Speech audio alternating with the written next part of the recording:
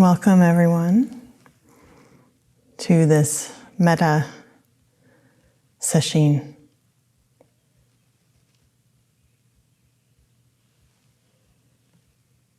It is inspiring to hear the aspirations that are here present in each of us.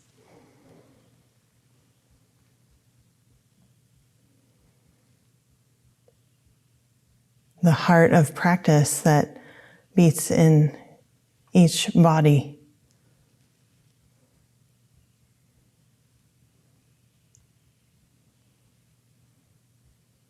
Will carry us through this week.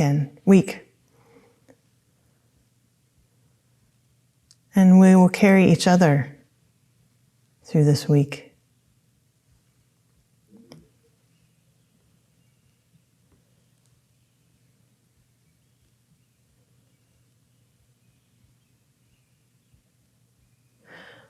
Loving kindness, or metta, is a wish. It is an aspiration.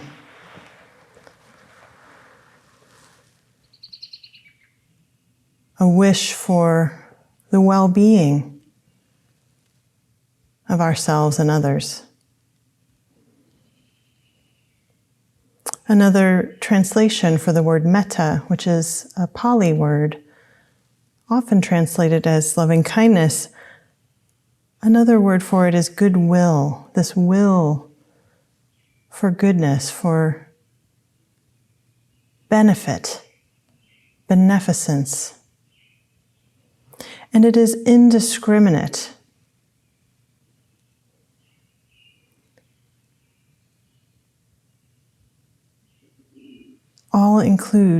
All-inclusive, everyone included, everyone and everything. It is immeasurable, infinite, and it's already here. There's nothing to generate. There's nothing to conjure up. It's already everything that we are.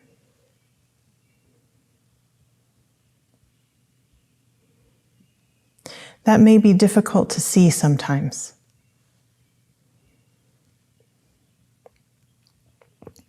There are the three poisons that make it hard to see: greed, anger, ignorance. And the Buddha taught metta to his monks when they were fearful. Fear and anxiety are something we all might struggle with.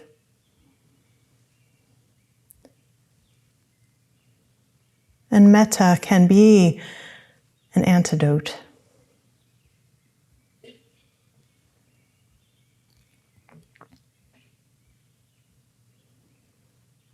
When it's hard to see how metta is already everywhere, we can begin to look for it, to train the eye, to train the senses, to train the heart.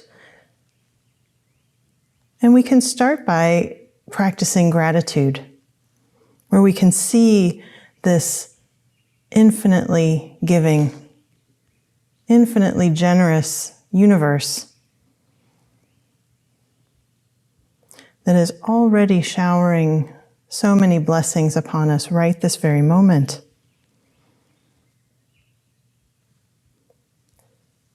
When we experience and receive, become aware of what we are all receiving all the time, that can help train the eye, train the heart in this way. When we practice with the outflowing wish of benevolence, of loving kindness, to practice gratitude, we might feel a sense of fullness, filling the well, realizing that we are a conduit.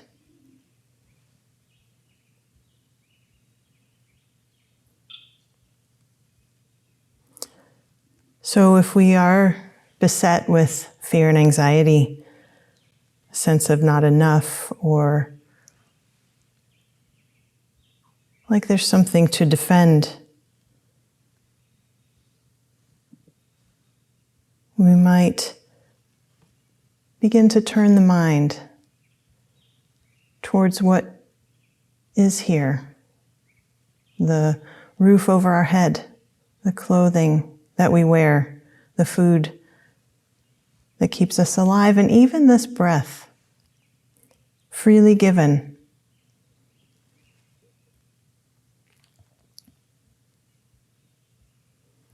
So in a way, that gratitude is an antidote to the sense of not enough, this idea, where sometimes if we have fear and anxiety like that, we might engage in some behaviors that soothe us for a moment.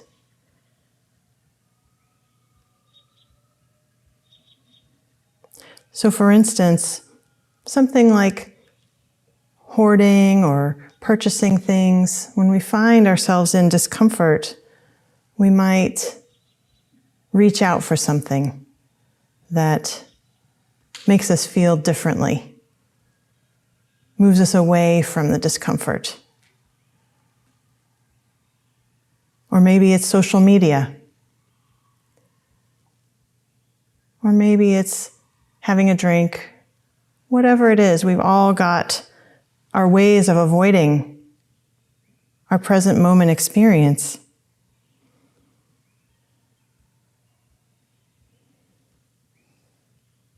And so often what happens is these things do make us feel better for a little while, for a moment. And so in these bodies, that gets very strongly reinforced and repetitive. And then it causes some problems. And that's when we might realize that we need some help in changing a pattern that has set in. So in making a shift like that towards our experience, we might need the support of a practice, of a community, to turn towards what might be a little bit scary.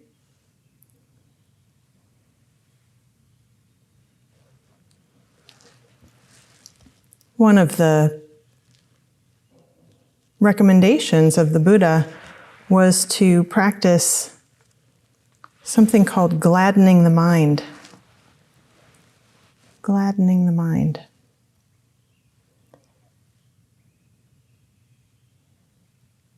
And that is simply having gratitude for the three treasures, the Buddha, the Dharma, and the Sangha. It's not that we're turning away from our experience. It's that we're turning towards something that's already here for us.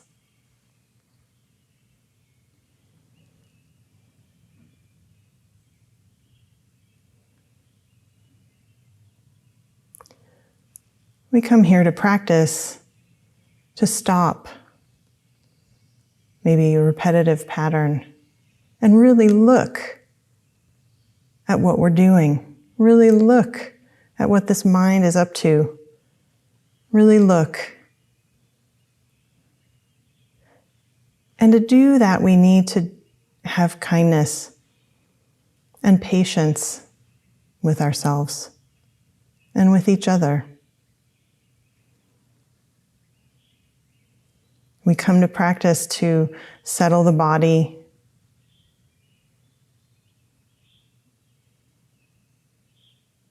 settle the mind as best we can,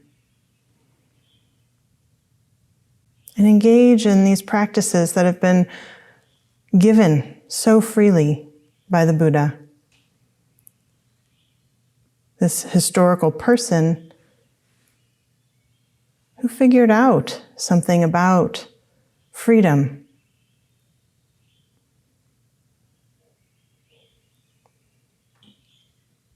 from the delusions, the illusions that ultimately are unsatisfying.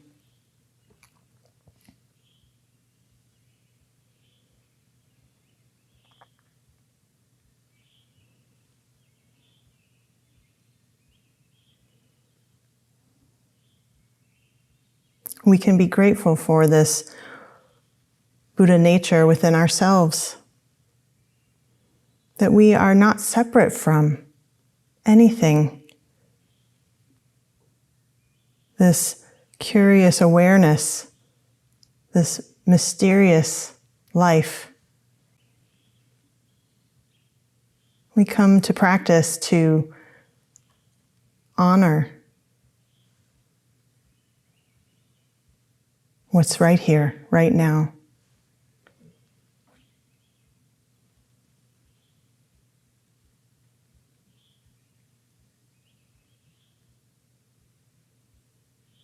And with gratitude, we turn towards the Dharma. We can turn the mind with gratitude for the path that's been presented for us, a way.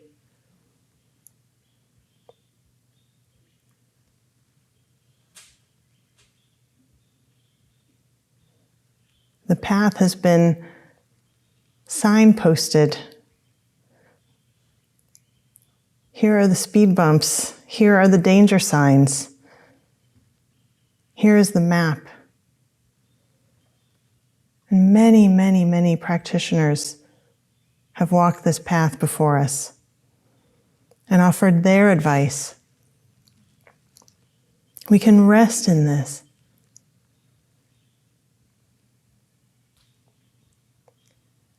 What a gift.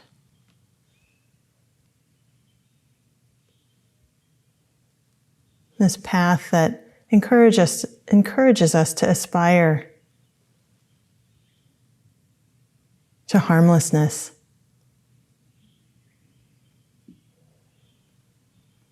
This is who we really are.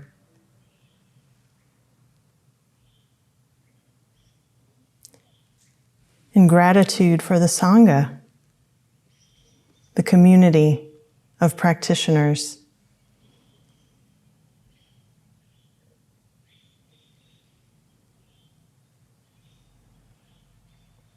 we can be grateful for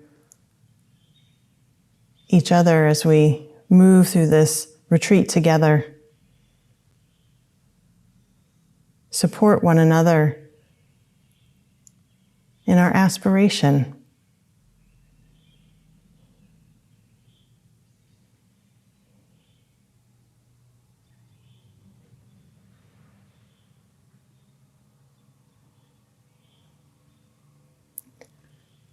These are just some of the ways that we can focus this mind of gratitude, open this mind of gratitude, just noticing what is here, what is being given.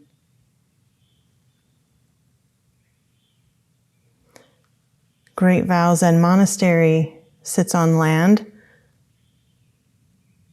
previously inhabited by the Chinookan peoples.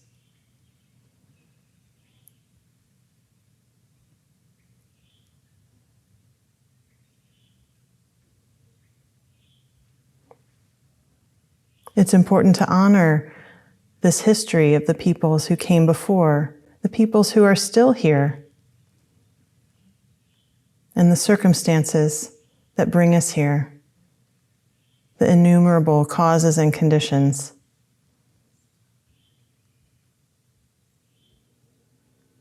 What a miracle it is that we are here at all. Whether here physically, whether here on Zoom,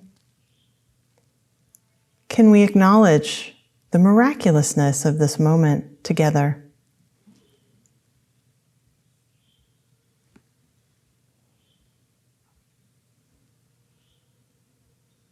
It's nowhere else but right here. This very moment, this unrepeatable moment, Can we truly open to it and feel it, be present, and receive it with gratitude?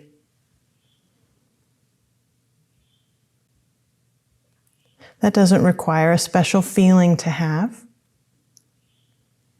It's just a matter of noticing what's here. Whatever your experience is, this life is living through each of us. We can experience directly the benevolence, the goodwill of life itself with each breath.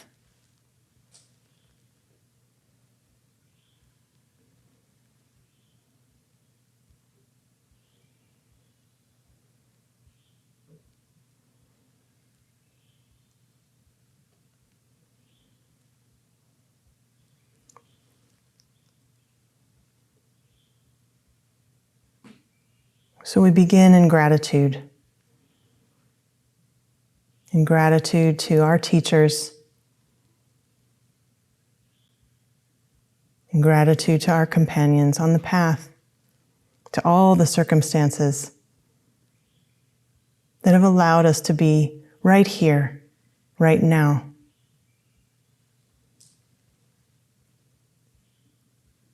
And when we open our heart to all this,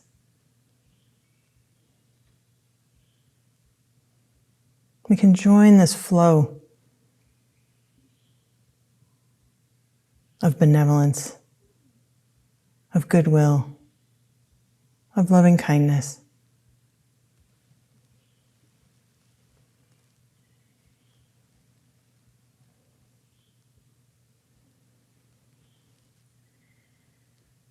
So as a practice that we might sit with for a moment this evening, if it's comfortable for you to allow the attention to settle into the breath.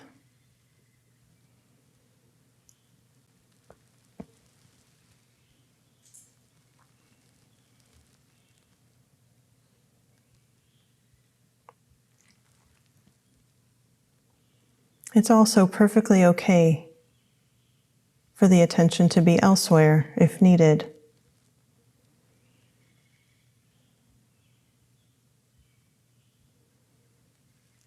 But you might notice each exhale. Where do you feel it most vividly?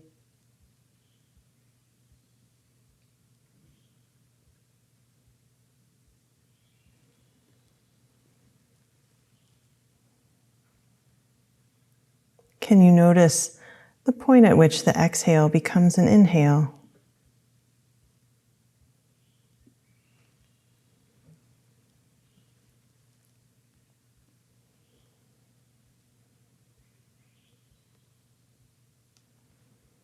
Perhaps the belly might relax a little bit.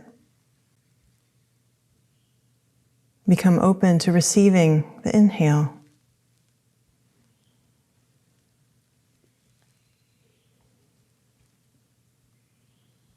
There's no need to make the breath be any particular way, just noticing how it is.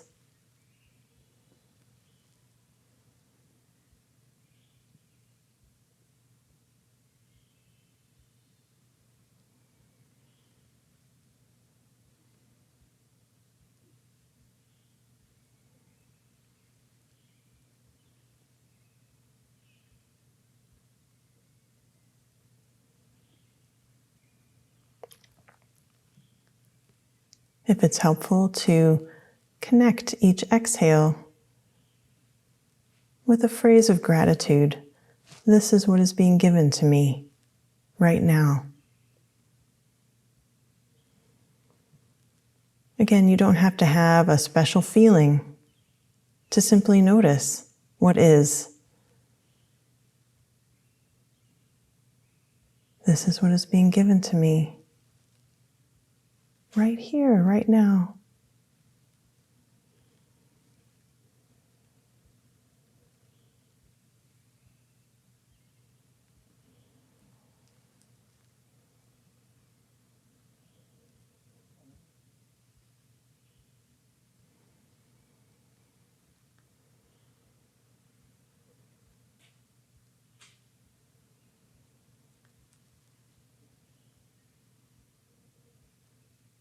You're welcome to repeat the phrase to yourself on each out-breath. This is what is being given to me right now.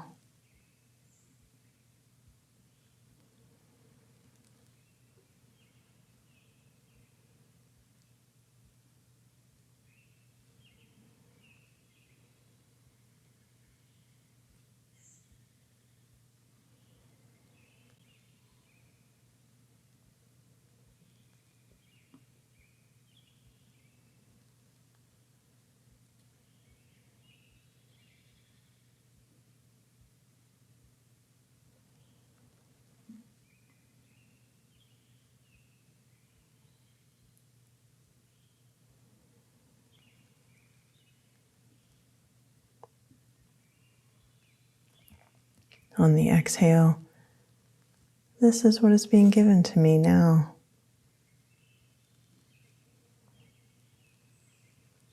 And you might even inhale with some awareness of the region of the heart.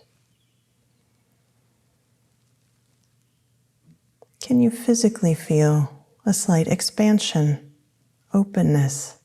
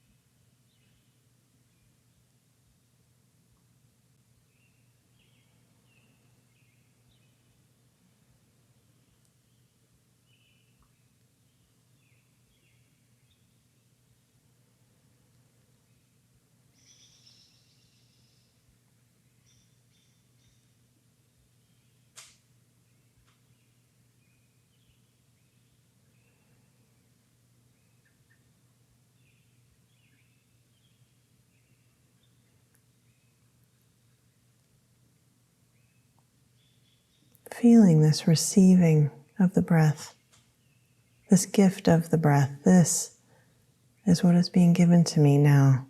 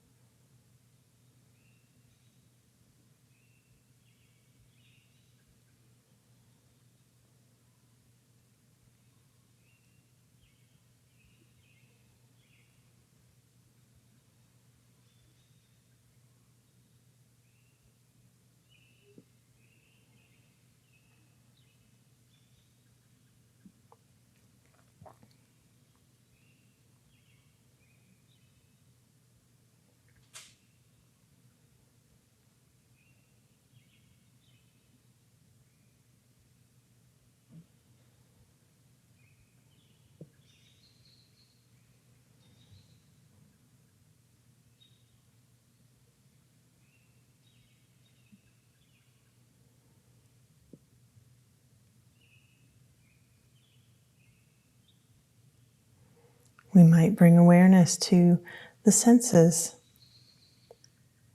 as a gift,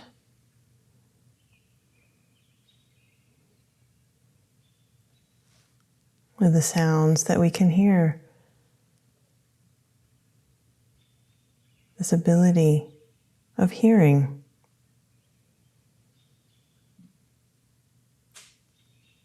The sense of touch.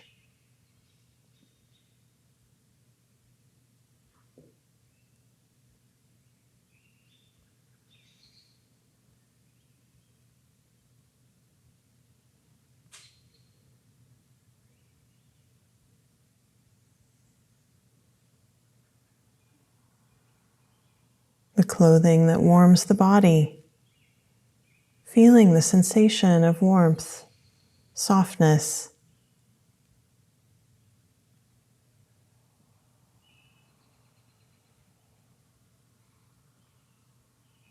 This is what is being given to me now.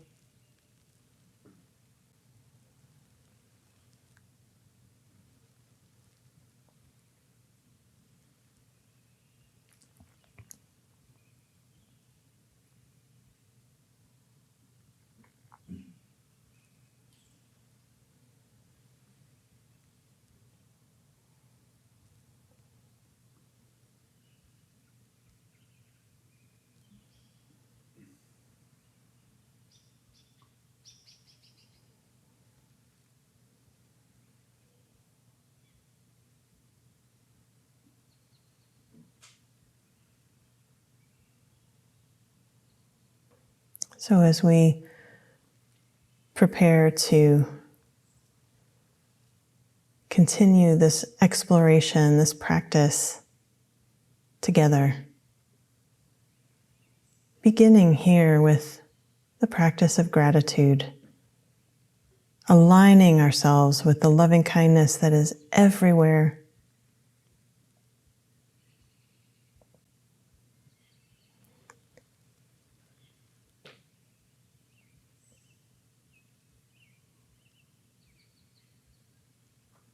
So tonight, as you do the things that you need to do to prepare for bed,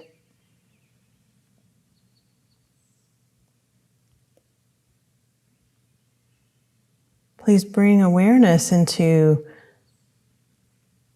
what is being given, to appreciation for all of the ways that you are cared for.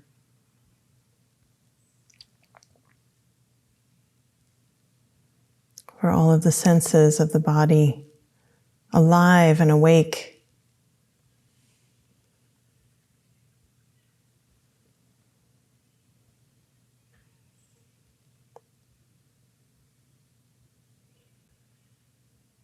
When you slide into bed,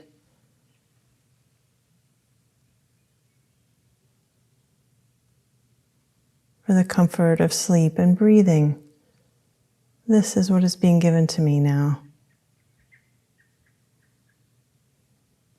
Allowing the gratitude to permeate your awareness.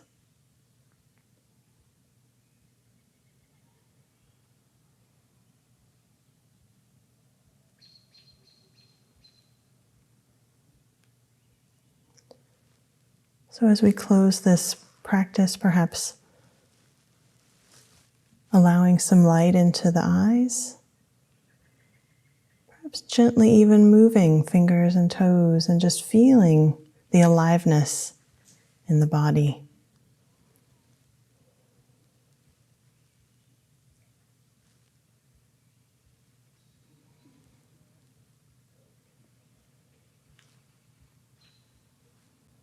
And carry this practice with you through the evening.